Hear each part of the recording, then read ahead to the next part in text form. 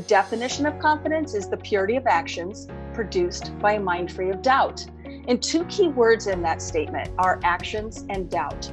So what we do is we get really, really clear on what actions we take so we don't have to doubt ourselves. We can execute. And when we take risk, the end game is confidence and taking risk, right? Your greatest gift that you can have is having the faith in yourself and the trust in your abilities to tap in and say, okay, where am I supposed to go next? Number one question I ask myself every morning is, where am I supposed to serve? I think it's too much thinking and not enough doing. And the definition of overwhelm is unmade decisions. So what I'm describing right there is entrepreneurs tend to overthink things. They tend to find themselves getting overwhelmed quite quickly because they don't know what decision to make. And that is coming up next on Bootstrapping Your Dreams Show, so stay tuned. So, the big question is this: how are ambitious people like us, who don't have a lot of resources, did not go to Ivy League colleges, were not born into wealth, how do we become resourceful enough, use our creativity, our dedication, and a little bit of crazy to bootstrap our way to realizing our dreams? Whether it is launching a new company, launching a new app, or making it to the top of the corporate ladder? That is the question, and this podcast will give you the answers. We have created a tremendous community of bootstrappers, entrepreneurs, and professionals who are ambitious, resourceful, and want to get things done. We brainstorm, support, and help each other out. So come join us. Navigate to bootstrapping.group, join today, and get the Startup Founders Technology Accelerator video series absolutely free. If you enjoy this video, then do let us know by hitting that like button now. Or if you want us to improve our content, then go ahead and hit that thumbs down button and give us your honest feedback in the comment section below. Here at Tatternoodle, we are passionate about entrepreneurship, technology, and innovation. Every week, we bring you insightful and engaging videos, interviews, tips, tricks, and strategies to help you grow your business or rise in your corporate profession. If you're new here, please do consider subscribing and do not forget to hit that bell icon so that you are notified when we publish new content. Hello and welcome to this new episode of Bootstrapping Your Dreams Show. I'm your host Manuj Aggarwal, and today we'll be talking with Marlo Higgins. So Marlo is a Chief Inspirational Officer specializing in motivational and strategy-based business performance coaching. For the past 30 years, Marlo has been in the people business, building multi-million-dollar sales teams and helping individuals break free from self-doubt, allowing them to perform with peace and ease.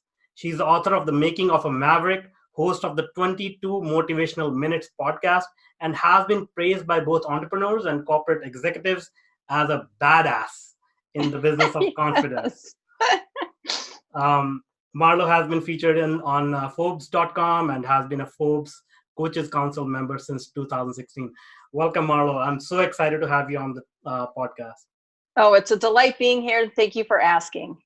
All right. So first of all, I want to get some clarification on this very special title that you have, Chief Inspirational Officer. So can you tell us where did that come from? What was the origin? There must be a unique story behind that. Absolutely. So the title comes from being, different in the industry, right? So that differentiator, what is it that I have that really just kind of shines and comes out naturally? And I'm a natural inspirator, right? I love to inspire people to perform at their best. And when I was leading our first sales team in 2005, I quickly witnessed that by inspiring people to perform, and when I say inspire, I mean just like raising them up and empowering them. And all of the key strategies that I work with professional clients on today and how I've built two large sales organizations, how I've launched my own brand, is really with that inspirational tone. I recently wrote an article on LinkedIn about the 12 reasons why you need a master's in inspiration. And it's completely driven on that professional platform of, life and work and business, all of that's hard enough, right? But let's look at the silver lining. Let's look at the things that we can do to inspire performance. Now, I will tell you that there's two key differences here. Inspiration is vision driven and motivation is goal driven. So when somebody says, Marlo, you know what, I need to be motivated. I say, great, let's look at the goals. Let's set some goals and benchmarks. But if you need to be inspired, that simply means you need a picture painted so clear that you can see yourself performing in that space. So that's really the background of the title. Awesome. That's great. So can you go into a little bit of a depth on how you inspire people? What are some of the frameworks, some tools and strategies that you use? If you can share some of them with our audience, that'll be awesome.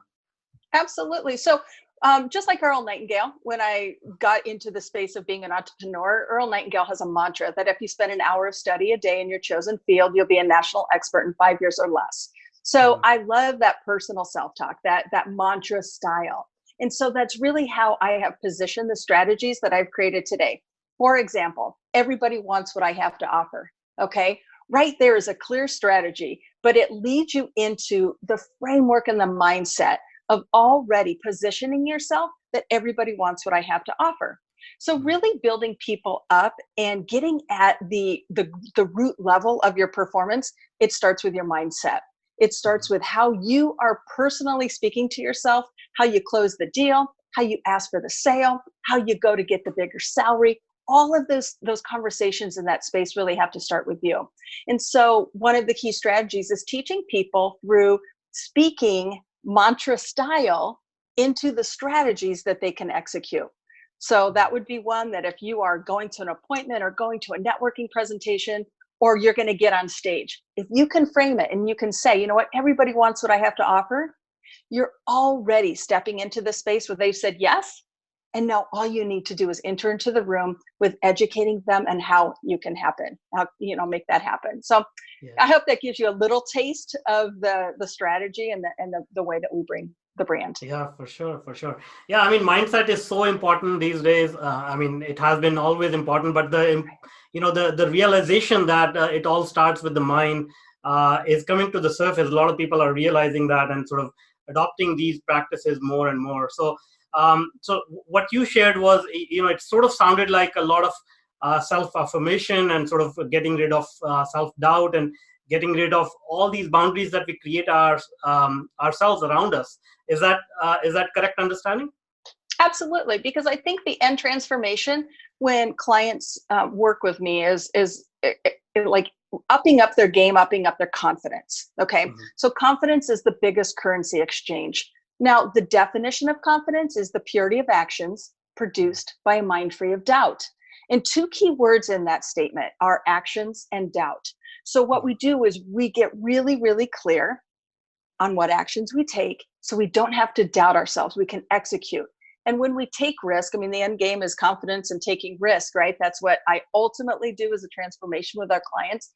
They need to know how to remove the self-doubt, right? How to step into that space where they're confident in their decision making, they're confident in executing and saying, yes, I'm going to buy into that marketing program, and I'll tell you why, because they trust themselves. And ultimately, the more that you can trust yourself, the more that you can up your game and up your confidence level, that's going to give you the ability to take risk. And risk meaning launching a program, buy a new division or new equipment for your business. So you can see it just kind of folds into everything. And especially with entrepreneurs, there's just so much that we question. And when we asked the question, what do you need to start, stop, and continue doing? 9 out of 10 people said, I need to stop doubting myself. So if you really want to look at it, I'm in the self-doubt business. So again, however you want to frame it, but confidence is the currency and risk is the outcome. Yeah. All right. So let's play the devil's advocate, from what I have learned. Also, self-doubt comes from a variety of sources. A lot of it has to do with things we pick up in the childhood. And then obviously, as we grow up, there are a lot of sort of obstacles we run into, a lot of failures we run into. And these past experiences sort of, shape our mindset about the possibilities that lie in the future. So, how do you overcome these deep hidden beliefs or things that we have subconsciously picked up around failure and obstacles and challenges? Absolutely. Yes. For me, I started out very young with some health challenges, and that has kind of led into multiple things throughout my life around my health. And the one thing that I would traction towards and get strength from was this one mantra: a setback is a setup for a comeback. And really giving away the power and just saying, you know what, this is a setback, and you have to honor that space that you're in. And you can't control it, right? It wasn't a choice you made, but it is something that's happened to you. So if you can reframe it and say, you know what, I'm totally recognizing this as a setback. But if you can tell yourself it's a setup for your biggest comeback, what that does is inspire you to say, look, yes, I've been knocked down, but you know what, how I get through this, how I get out of this and get myself back up is really going to give me the direction that I need, to get through it. So for me, I started out, I had some really, strong health challenges when I was 16, led into when I was 42. And then just 2 years ago, I've had, some 3 major setbacks. In 2010, I was diagnosed with a brain tumor. And that was a really big setback. And that setback took me out of the game professionally for a year. And again, I told myself a setback is a setup for a comeback. And because I was able to get through that process, take that year off, re-engineer where I am today, that's where I make Mavericks and build champions. It's a really bold persona of mindset, resiliency, confidence, and the end game of risk and performance, because you only get one shot at life. And so giving it your all and doing it the very best you can, that's really what we stand for. That's amazing. Well, that's quite inspiring, actually. Now, a lot of people are they're ambitious, they are resourceful, they want to actually achieve really big things. But what I find is they get into things without realizing exactly what they want. In most cases, when I talk to people, they're doing things just to make money, whereas earning money is good, but that may not be in line with exactly what they want, because deep down inside they want to spend more time with their family and they want to accumulate wealth to have more time. So at some level they are at odds with their core values. So can you shed more light about whether you can actually mold yourself towards this goal that you're pursuing, or you have to work on your self-awareness first and then align your goals with your values? Well, for me, and I can only speak from my personal example, but I always like to say passion, not paychecks, right? Mm-hmm. And through all of the opportunities in 2005, starting a company, 2008, rebranding another, 2011, launching my own, it was passion, not paychecks. Every time that I just showed up in that passion zone, every time that I put my foot forward in servitude and creating, better experience for my own life and helping other people do the same, I was always focused in the right area. And so the alignment, the energy, the synergy, the way that I was communicating and executing was all very, very high level. Now, I've experienced too where you're chasing the paycheck, right? Because you think you need to chase the paycheck. And what happens, and through my personal experience, you don't get as far because you're only focused on the money piece. And we're talking life here. It's a 4-letter word. It's so much bigger. And so bootstrapping your dreams, the name of your podcast and your episodes, it's really like, let's go for passion, not paychecks. And life is charted, believe it or not. I mean, the path has been drawn. The biggest thing we need to do is just listen to where we're supposed to go next. You have a North Star and a natural GPS system wired within you. And your greatest gift that you can have is having the faith in yourself and the trust in your abilities to tap in and say, okay, where am I supposed to go next? Number one question I ask myself every morning is, where am I supposed to serve? And you know what? That leads me to the path, to the conversations, to the podcast interviews, to the clients I serve, the programs we make. Everything is aligned to that trust and that faith within who we are that brings out the best. Yeah. And taking it one step further, I do understand what you're saying about trusting yourself, but there's another dimension of sort of just letting go and just, as you put it, like if you follow your passion, doors will open up, opportunities will come around. And a lot of people, obviously they have self-doubt, but they also have this doubt of, if they let go, they will lose control and then things will fall apart. Have you experienced that while working with your clients? Well, yes, that's like the Pollyanna, right? That's the perfect outcome. It's so easy to say rainbows and rabbits and, be in this world of like complete release and faith that it's all going to work out, right? Mm-hmm. I believe that you need to have strategy. You need to be a strategic thinker, okay? So it's a combination of really understanding, clarity and understanding, how to vet out what direction you need to be taking and get really, really clear about it, building the actions that are aligned to it, have the confidence to execute on it in order to take that risk component. So you keep hearing me speak those same words, but those are the 4 pillars of the performance that we wrote within the book, The Making of a Maverick. So it really starts out with saying, you know what, it's one thing to have a high level of belief in yourself, because I think that's a really big ingredient, but it also has to be matched with really strategic thinking. How to focus your time, what you should be focusing your time on. One of the key strategies we have is the 30-60-10 formula. And as an entrepreneur in 2005, my sales team said, okay, Marlo, what should I be focused on? And I thought it was a really fascinating question, because I thought, well, don't you know automatically what you should be doing, right? But as their leader, they came and they said, I need direction. What should I focus on? And that's what built the 30-60-10 formula. It was saying I needed them to do 3 things: book appointments, sell product, and lead a team. So book, sell, and lead. Everything is we try to simplify, because when you wake up in the morning, and yes, there's a whole laundry list of things to do, but if you can just imagine when you wake up and say, I just need to do 3 things. I need to book, sell, and lead. Everything gets better. So I've increased it and I've enhanced that formula. It's the 30-60-10. And the 3 areas are growth, service, and follow-up. So the same kind of structure applies, but you heard how I tweaked with clarity. What do people really need to be doing? We need to be focused on growth. We need to be focused on service, and that's serving our clients, and then following up and following through so we don't drop the ball. And if you consistently do those things and you implement, for example, that would be one of the strategies that I would help people with.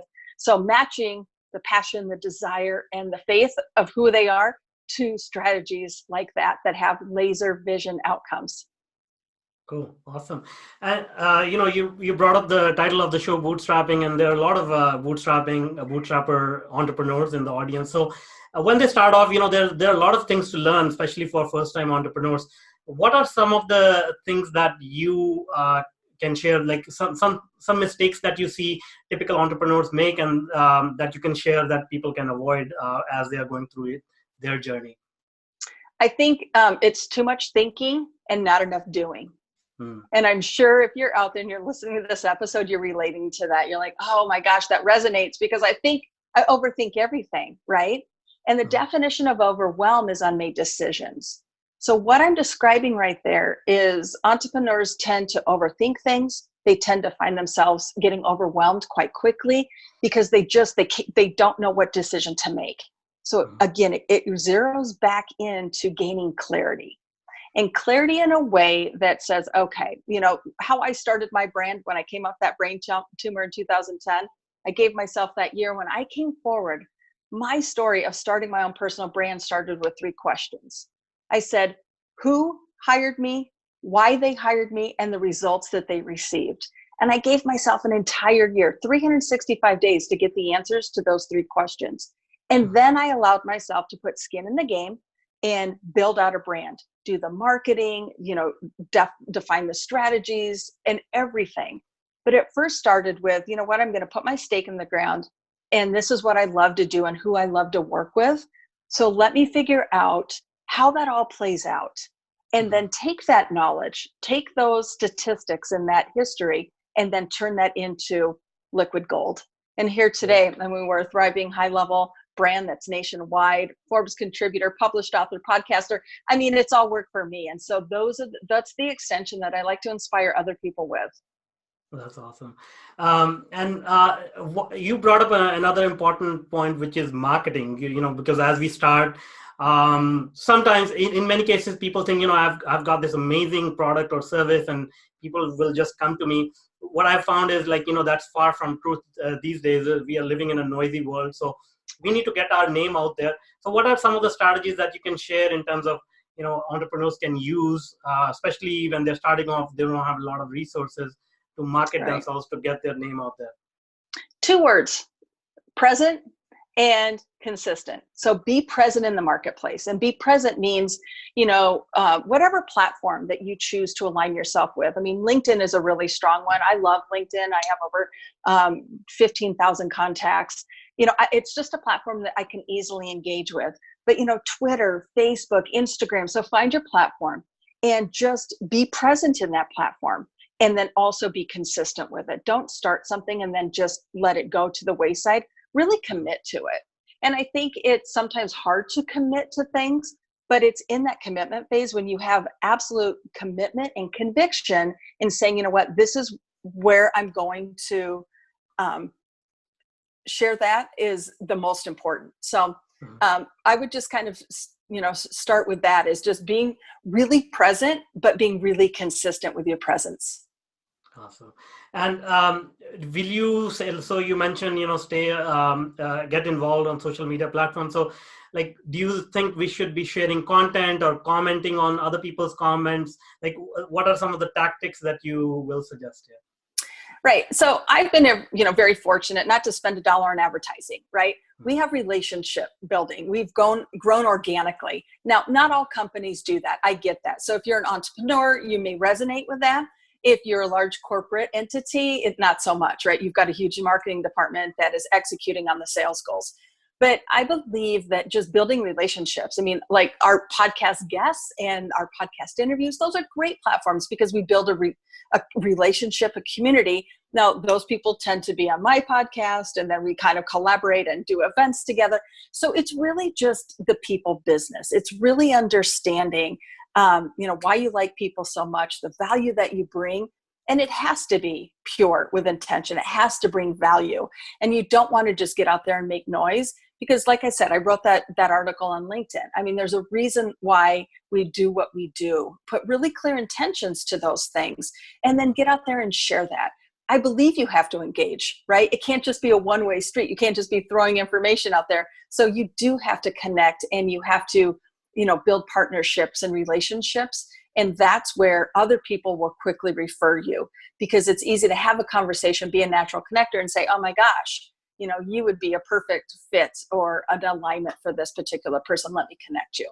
So if you think about it in a really non-selfish way, you actually gain more respect and influence, because people will see you as that person who doesn't sell, but you connect. And I think that for anybody, I always like to say, do business unto others as you want business done unto you. It's like the golden rule, right? And so I don't want people to spamming me and selling me. I want them connecting with me, building relationships, having that collaboration, because that's when the magic happens, is in that space. That's great. And now you brought up initially in our conversation, you brought up the points of confidence and performance. And I know you sort of talk about this concept of self-recognition. So can you unpack this concept of self-recognition? Is it the same aspect of confidence and performance, or is it something different? Self-recognition, again, was birthed because I found myself, when I was leading other people and empowering them, it was, they were feeling failure. They were feeling rejection. The conversations were always led with, I'm not doing enough, or I'm not enough. So in that space, I said, you know what, let's flip this around. Instead of complaining for 2 minutes and telling me all the things that aren't working, why don't you give me 2 minutes of what is? So tell me what went right this week, or what felt good this week. And let's open our conversation in that platform.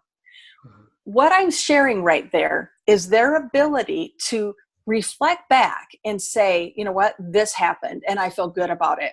Now, I'm not walking in their shoes, right? So I would have no idea how to recognize that success.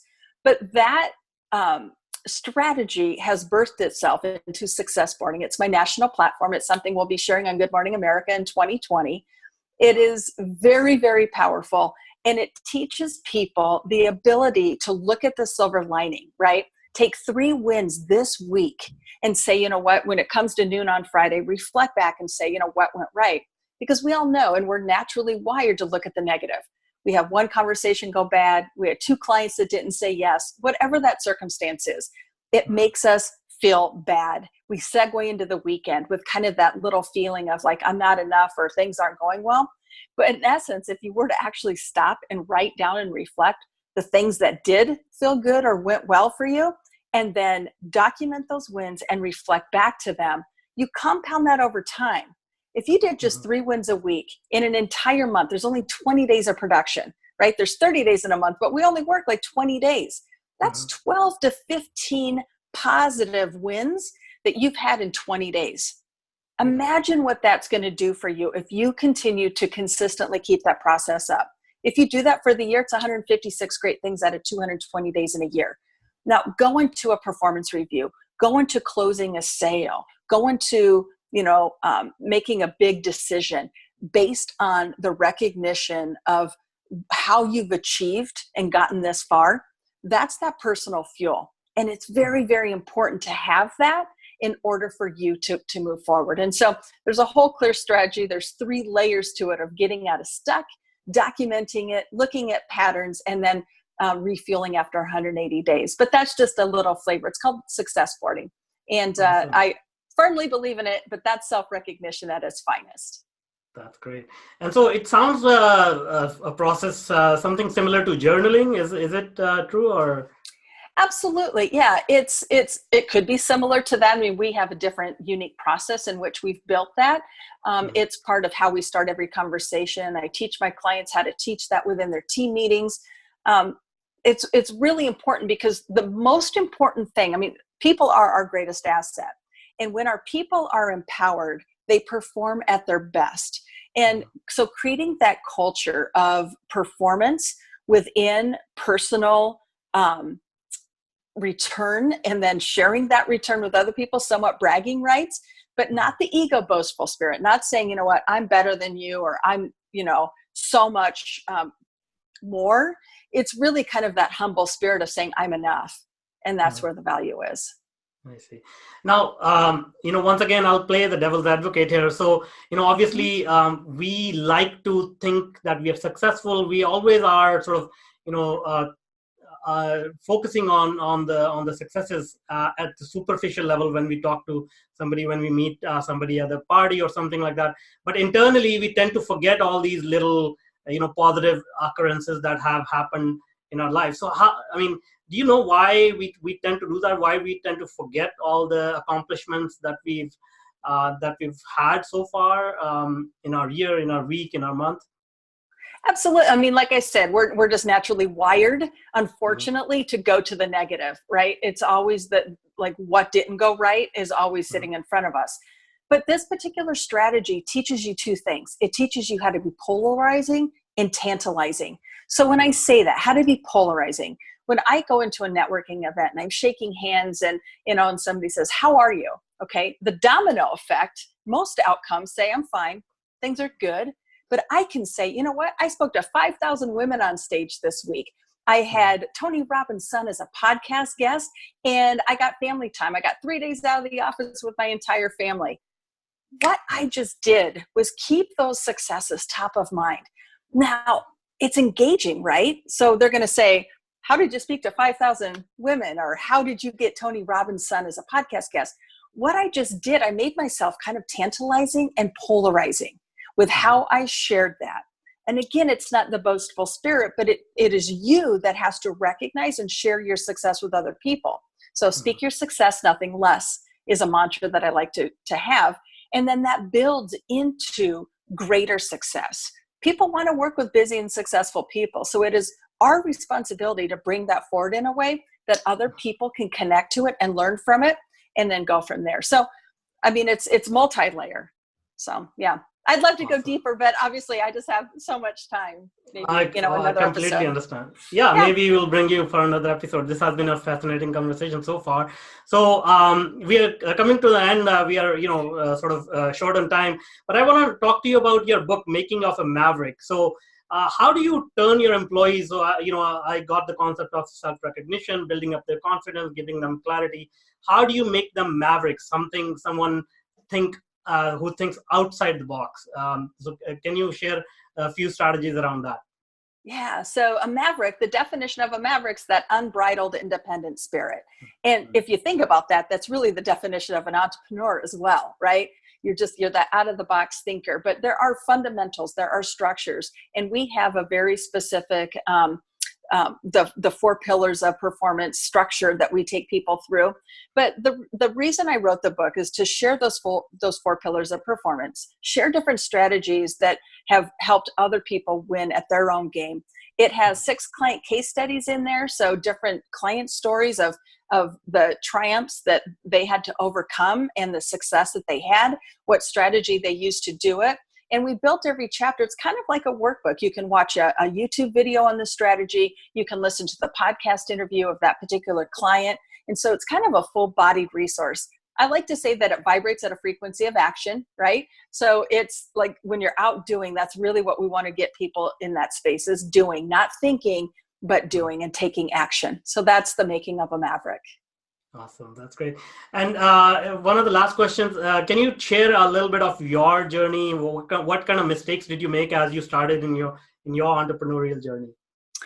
One of the most resounding mistakes with my own personal brand is I went down a path and I worked with a team that after 3 years, it just didn't work. And I knew, like, going into year 3, that it wasn't taking me where I needed to go. And I was vetting out my frustrations and I was communicating them and just, getting stuck in the rhetoric, right? And asking some of the questions, but not getting the outcomes that I needed.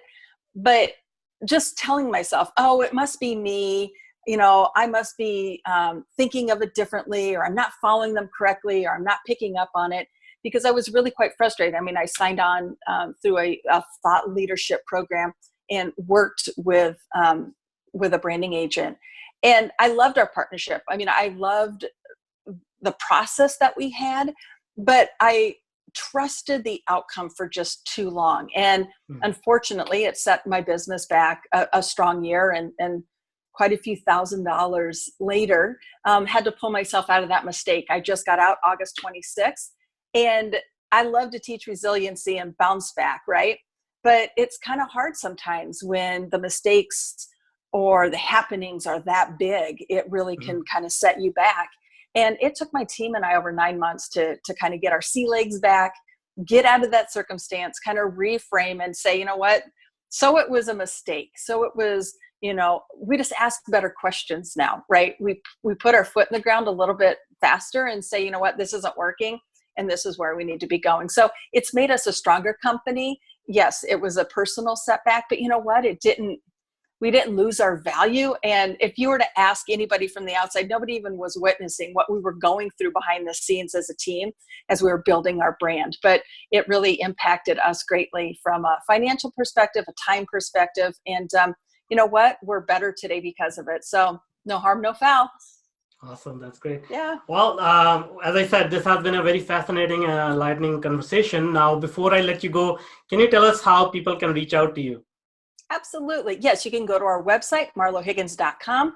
We offer a complimentary assessment, which for people wanting to know where they stand within the 4 pillars of performance is completely complimentary, but it's very value added. It tells you if you are a Maverick, a champion, or a player. And that Maverick is that top 4% of performance. So if you've read the books, The Slight Edge by Jeff Olson, he talks a lot about that top 4 performance piece. And so that's somewhat of the framework that I have built, in taking people to high achievement, high performance. So you can go out there, you can take the Maverick assessment. You can connect to us on our different platforms. We're on Instagram, Twitter, Facebook, and LinkedIn. And we also have a private Facebook community. It's called Perform and Get Paid. And so we'd love for you to join that as well. Awesome. That's great. Well, thank you so much for being with us today and sharing this wealth of knowledge with us. Absolutely. Thank you for your time. It's been a delight. Thank you. And that's all for now. Until next time. Now, if you're an entrepreneur or a career professional, then I invite you to join our growing community. Navigate to bootstrapping.group. As a welcome bonus, you will get the Startup Founders Technology Accelerator video series and Mastering Your Inner Game video series absolutely free. This series of short videos address some core issues which are instrumental in helping you move forward in your business or career. The videos are yours to view and share for free. No obligations or strings attached, except for one. You have to take action and implement it. So join us today. Navigate to bootstrapping.group.